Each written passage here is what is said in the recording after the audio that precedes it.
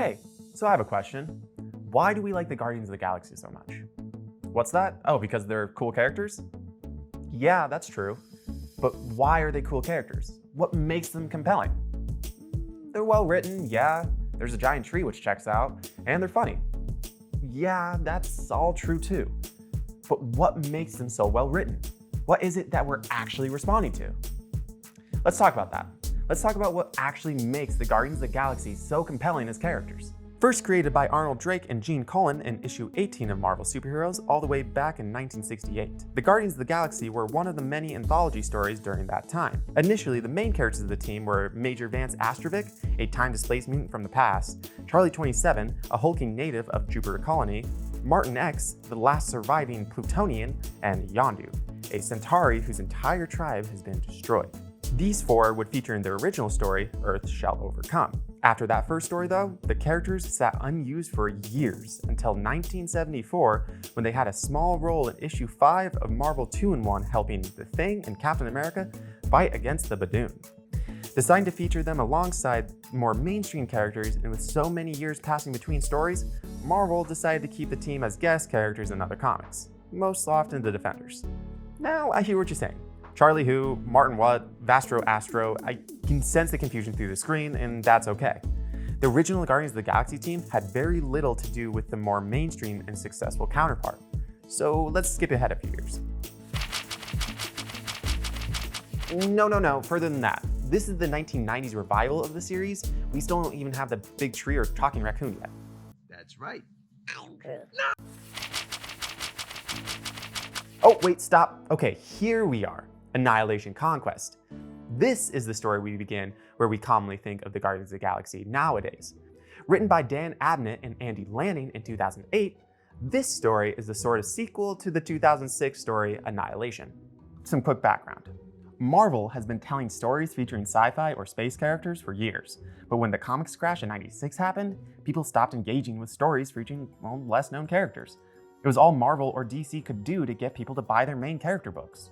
While the Guardians we talked about earlier were sort of established space team for Marvel, alongside the Infinity Watch, those stories just weren't popular enough.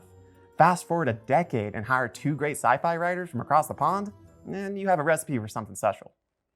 Annihilation was an attempt to revitalize the space-focused storytelling that Marvel felt it had been lacking for the last decade. Started as a collection of miniseries that all led up to the 6-issue main series, the story told a vast epic in space with a bunch of characters fighting a desperate struggle to survive a threat so powerful it seemed too great to defeat. The sequel to Annihilation, called Annihilation Conquest, featured the techno-organic virus and Ultron and the Space Knights. It was great, but what came out of that story was a team of misfits and prisoners doing a suicide mission against an all-powerful cyber threat. The team consisted of Peter Quill, Rocket Raccoon, Groot, and Mantis, among others. These characters were presented to an audience of people who might know their origins if their knowledge was truly deep in Marvel history, for you see, all these characters were actually existing properties for Marvel that hadn't been used in years. Peter Quill's origin, like many of Marvel's fringe characters, is a little spotty and a lot retconny. The generally accepted story is that Peter Quill is the son of Meredith Quill and Jason of Spartax, and that while his father abandoned their family before he was born, his mother tried her best to take care of him until ultimately being killed by the Badoon. It seems to always come back to those pesky space lizards, doesn't it? Because of his mother's murder, Quill decided to join NASA in the hopes of getting off-world for revenge. Eventually, he was able to steal a ship and fly into orbit where he was able to meet up with Yondu, the space pirate? Now, this is gonna get a bit bumpy for a second, so stay with me. The Yondu that Peter met is not the same tribal hunter from the original Guardians of the Galaxy back in '68. Marvel is notorious for retconning things, and with the success of Guardians of the Galaxy back in 2014, Peter's origin got a big shakeup, and to bring it more in line with the movie's version of events. That includes Yondu becoming a space pirate, an all-around scoundrel type.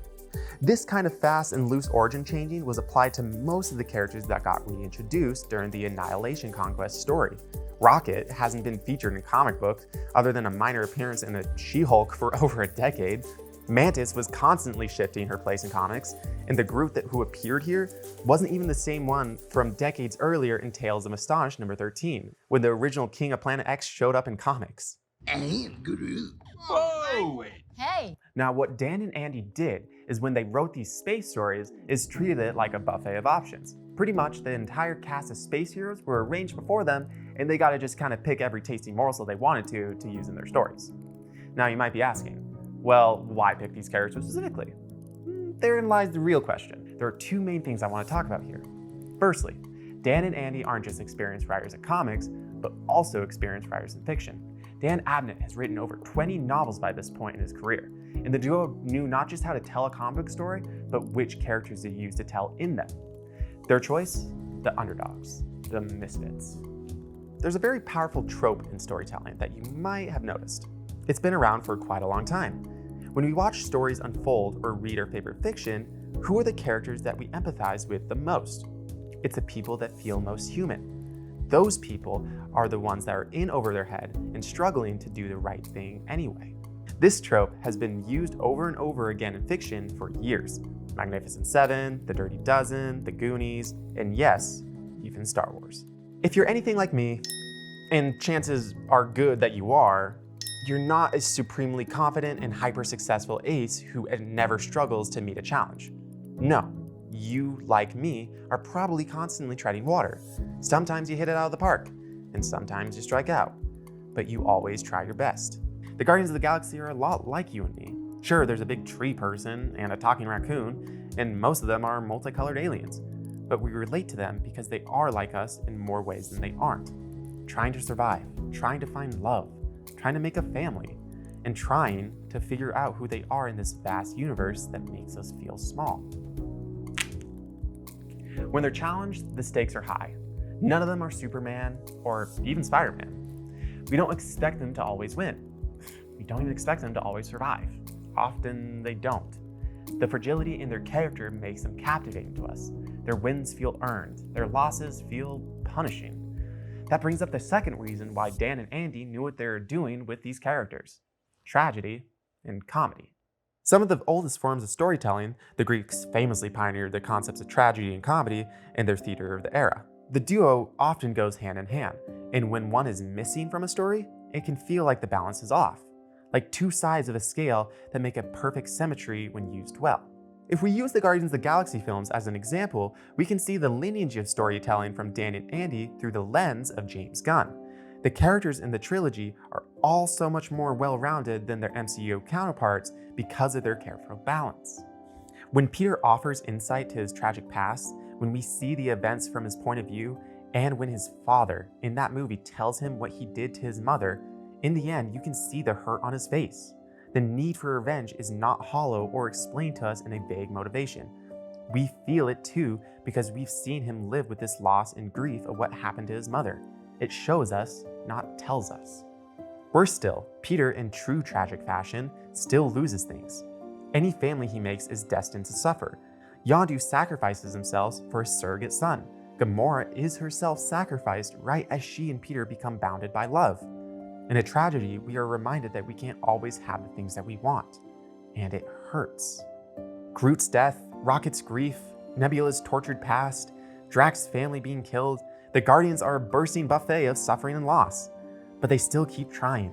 Sure, they complain and fight, but that just serves to humanize them further.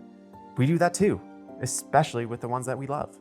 Now let's take the flip side of the scale, comedy. The Guardians of the Galaxy films are generally considered to be hilarious in addition to being heartbreaking. From visual gags to perfectly executed jokes to even comedic misses that don't quite land, the Guardians are funny but not stand-up comedians. Their approach to humor is awkward at times and messy, but it still makes us laugh because, well, we aren't comedians either. These characters are so beloved by all of us because they are presented being just like us. They suffer and win. They love and lose. They yearn for everything we do. Why do we like the Guardians of the Galaxy so much? Because they remind us of ourselves, and as a story, they talk with us, not down to us. Tony Stark. Plus, they have a giant tree. That's not nothing. I am. Well, that's just as fascinating as the first 89 times you told me that. All right, that's gonna do it, but tell me why you like the Guardians of the Galaxy so much, and what characters would you like to see in the squad? Personally, I would think Howard the Duck would be pretty cool. I think him and Rocket or Groot or even Drax would just be a really good dynamic because he's such a quacky character but also super aggressive at the same time. They could work. Anyways, see you next time.